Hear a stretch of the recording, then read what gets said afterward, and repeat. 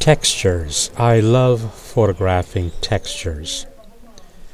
But today, America celebrates Dr. Martin Luther King. It is also the day of the 57th inauguration, that of President Obama. Everywhere there will be speeches on our freedom, equality, corporate success, prosperity, or rights to bear arms or rights to speak our minds. It is all part of the texture of America, what makes America great. But this texture has a dark side. In celebrating our plenty and our prosperity, we have somehow slipped in our handling of poverty. We now have a situation that over half of all Americans will spend at least 1 year below the poverty line. One proposed final solution in poverty, of course, is to build more prisons. Is that the best our civilized nation can come up with?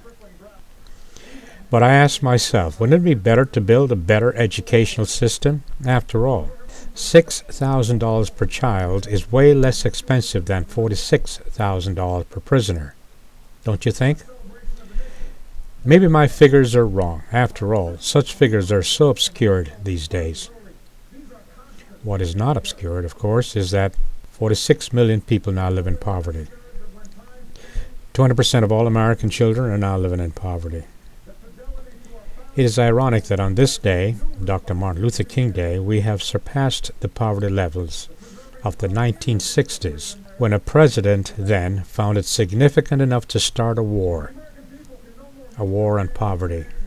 By the way, did you know that poverty was one of Dr. Martin Luther King's main concern?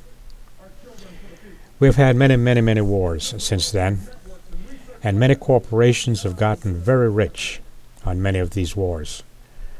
But on this day, I can't help but wonder, whatever happened to the war on poverty? Textures, a part of the American fabric. Oh well, what can I do about it anyway?